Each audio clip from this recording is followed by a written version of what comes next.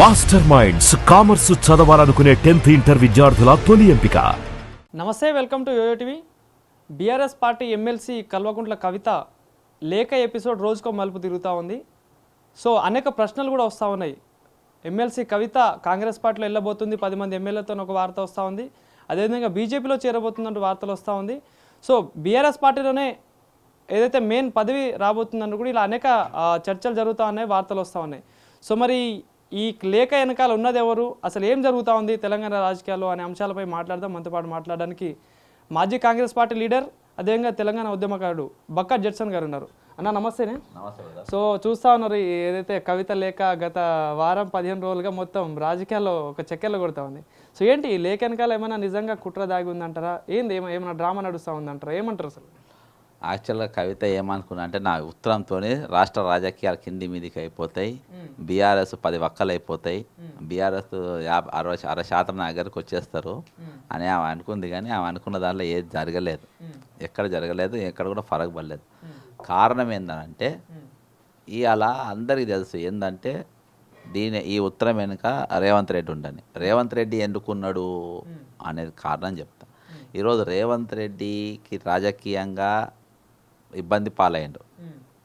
ఆయన నోటి దురుసు, ఆయన మాట్లాడే చీప్ లాంగ్వేజ్ చేయబట్టి ఇదైపోయిండు. రీసెంట్గా సుందరి మనుల దాంట్లో కూడా ఇంకా గ్రాఫ్ అయింది. ఈ అన్నిటికంటే పెద్ద దెబ్బ ఎక్కడికి వెళ్ళి మొదలైందంటే నేషనల్ హెరాల్డ్ కేసులో ఎప్పుడైతే షార్ట్ షీట్లో సోనియా గాంధీ పేరు, రాహుల్ గాంధీ గారు పేరు వచ్చిందో, సిద్ధరామయ్య కర్ణాటక ముఖ్యమంత్రి గారు స్పందించారు, హిమాచల్ ప్రదేశ్ ముఖ్యమంత్రి స్పందించారు, అందరు కూడా రోడ్డు ఎక్కిండ్రు. కానీ వీళ్ళు కనీసం స్పందించాలి. ఎవరు?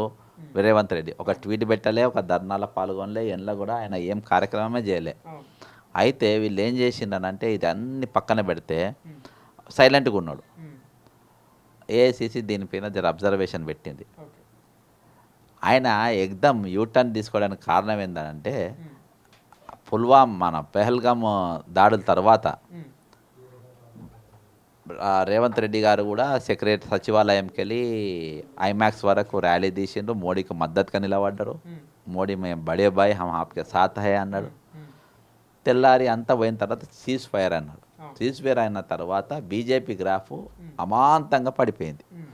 నరేంద్ర మోడీ మొత్తం తప్పు చేసిండు, దీనివల్ల పెద్ద ఎత్తున నష్టం జరుగుతుంది అని చెప్పేసి దేశానికి నష్టము అనేది బాజాప్తా లోపల పెద్ద చర్చ అనేది నడుస్తుంది.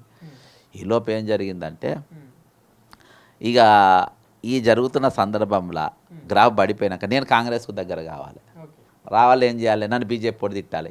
అందరు తిట్టు, ఓకే నేను గెలిపించిన కదా, నువ్వు నన్ను గెలిపించిన తిట్టు వేసుకున్నాడు. ఇక అట్లా ఈయన వేసుకుంటూ జగ్గారెడ్డి వేసుకుంటూ అది వరకు అప్పుడే ఎక్కడక్కడ వేసుకోలే. తర్వాత ఏం జరిగిందనంటే ఇదైపోయిన తర్వాత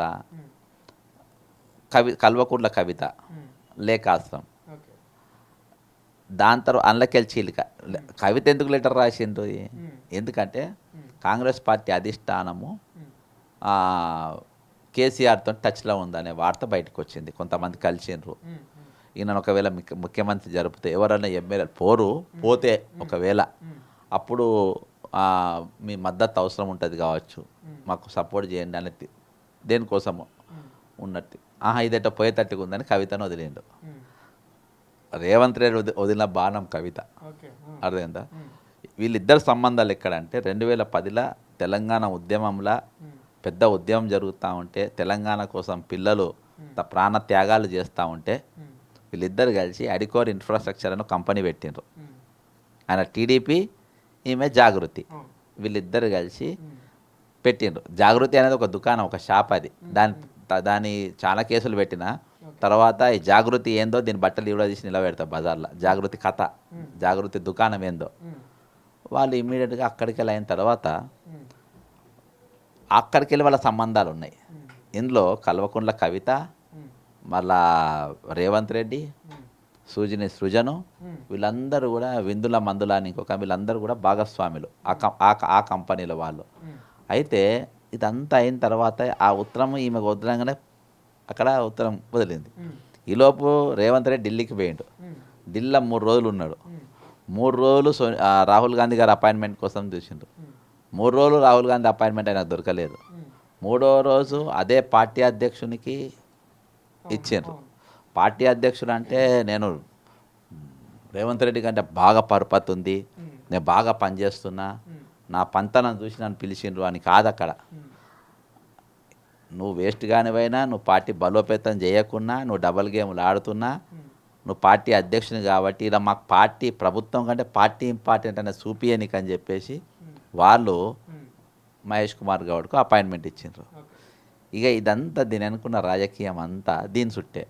ఇక ఎప్పుడైతే కవిత ఉత్తరం రాసిండ్రో తెల్లారే కాళేశ్వరం మీద ఎంక్వైరీకి పిలుస్తారు, తెల్లారే ఏసీబీ నోటీసులు ఈయనకు వస్తాయి, ఎవరికి మిస్టర్ కేటీఆర్కి వస్తాయి. కాబట్టి ఇవన్నిటి వెనక కూడా కల్వకుంట్ల కవిత, శశికళ పేరు విన్నవాను, తమిళనాడు శశికళ, ఈమె తెలంగాణ శశికళ. ఈమె అదే క్రిమినల్ పాలిటిక్స్లో దిట్ట ఈమెది. రేవంత్ రెడ్డి వీళ్ళందరూ, రేవంత్ రెడ్డికి ఈమె కామన్ పాయింట్స్ 2 ఉన్నాయి. ఆయన దొంగతనం కేసులనే పోయిండు. తెలంగాణ ఉద్యమం కోసం పోలే వీళ్ళు. రేవంత్ రెడ్డి పోయింది దొంగ కేసులనే పోయిండు, కవిత జైలుకు పోయింది దొంగసార కేసులో పోయింది. వీళ్ళు పోయింది కామన్ పాయింట్స్.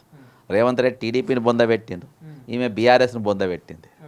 బీఆర్ఎస్ను నడి బజార్లో నిలబెట్టి అమ్మింది ఎవరంటే ఈ జాగృతి, తెలంగాణ జాగృతి అధ్యక్షురాలు, భారత జాగృతి అని పెట్టుకొని ఒక దుకాణం నడిపి బీఆర్ఎస్ కథం గానికి అన్ని దాళ్ళలో ఏలు పెట్టడానికి ప్రధానమైన కారణం ఈమె. కానీ అంటే మొన్న కొన్ని ప్రధాన ఆరోపణలు చేస్తూ ఉంది కానీ, అంటే బీఆర్ఎస్ పార్టీలో కోవట్లు ఉన్నారు, దొంగలు ఉన్నారు, దయ్యాలు ఉన్నారు అని చెప్పేసి మాట్లాడుతూ ఉన్నాయి. నన్ను రాజకీయంగా తొక్కేయడానికి చేస్తూ ఉన్నారని మాట్లాడుతాం. ఈరోజు చిట్చాట్లో కూడా అనేక అంశాలు పేర్కొనడం జరిగింది. ఎట్లా చూడొచ్చు బ్రదరు? నేను బీఆర్ఎస్ నాయకుడిని కాదు, డిఫరెంట్. నేను దాని గురించి వాళ్ళు బీఆర్ఎస్ ముక్కలు చేస్తుండ్రా వక్కలు చేస్తుండ్రా అనేది ఒకటి కాదు. కామన్గా వీళ్ళిద్దరి మధ్య 2 పాయింట్లు చెప్పిన. ఆయన టీడీపీని బొందబెట్టింది, కాంగ్రెస్ని బొందబెడుతుండే, ఈమె బీఆర్ఎస్ని బొందబెట్టింది. 23 ఓడిపోయినకి ప్రధానమైన కారణం ఈ 2 అయినాయి కదా. నెక్స్ట్ ఏందనంటే వీళ్ళిద్దరు కలిసి ఎక్కడ కోడంగల్ ఆయన నిలబడ్డా, రాష్ట్రంలో ఎక్కడ ఈమె నిలబడ్డా, ఇద్దరు గెలిచేది లేదు. అర్థమైందా? ఇలా రాజకీయ దుమారం ఏమవుతుంది, దుమారం కాదుగా దుమ్ముగుళ్ళు వేస్తలేదు. ఈమె ఉత్తరంతో కానీ రేవంత్ రెడ్డితో కానీ వీళ్ళిద్దరితో ఏం కాదు. వీళ్ళిద్దరి దగ్గర లెస్సగా పైసలు ఉన్నాయి, లెస్సగా. ఆమె టార్గెట్ ఏంటంటే నేను జైలుకు పోయినా చెడ్డ పేరు వచ్చింది, మా అయ్యను అన్నను కూడా జైలుకు పంపాలి. ఆ కంకణం కట్టుకొని కూర్చుంది. ఇప్పుడు ఎట్లన్నా జైలుకు పంపాలని. అంటే కొత్త పార్టీ పెడుతుందని ఒక వార్త వస్తుంది. అంటే నిజంగా కొత్త పార్టీ పెడితే రాజకీయాల్లో ఏమైనా మార్పు ఉండే ఛాన్స్ ఉంటుందా తెలంగాణలో? కేపాల్ కూడా పెట్టు కొత్త పార్టీ. ఏమైంది? కేపాలు, కవిత వీళ్ళందరిది. రేవంత్ రెడ్డి కొత్త పార్టీ, రేవంత్ రెడ్డిని కూడా పెట్టుకొని కొత్త పార్టీ. ఏమైతే ఏం కాదబ్బా. కాంగ్రెస్ వాళ్ళు కొత్త పార్టీ పెట్టి సీట్లు వచ్చేది ఉంటే రేవంత్ రెడ్డి సొంత పార్టీ పెట్టు. అంత సినిమా లేదా ఆయనకు. కాంగ్రెస్ పార్టీ రెడీమేడ్గా ఉన్నది, ఆడ పోయి బూట్లు రెడీగా ఉన్నాయి, సాక్షులు వేసుకొని పోవాలనుకుంటూ వచ్చిండి, వేసుకొని నిలబడ్డాడు. కానీ ఇంకోటి, రేవంత్ రెడ్డి బీజేపీలోకి పోతా ఉన్నాడు, కొంతమంది ఎమ్మెల్యేలతో కూడా ఒక వార్త మధ్యలో బాగా చక్కెరలు కొట్టింది. నిజంగా మరి అట్లా ఏమైనా ఛాన్స్ ఉందా? మీకు ఏమైనా ఇన్ఫర్మేషన్ ఉందా? నాకు అవసరం లేదబ్బా. ఆడు బీజేపీలో పోని గంగల గలవ. నేను చెప్పిన విశ్లేషణ ఇక్కడ దాకా.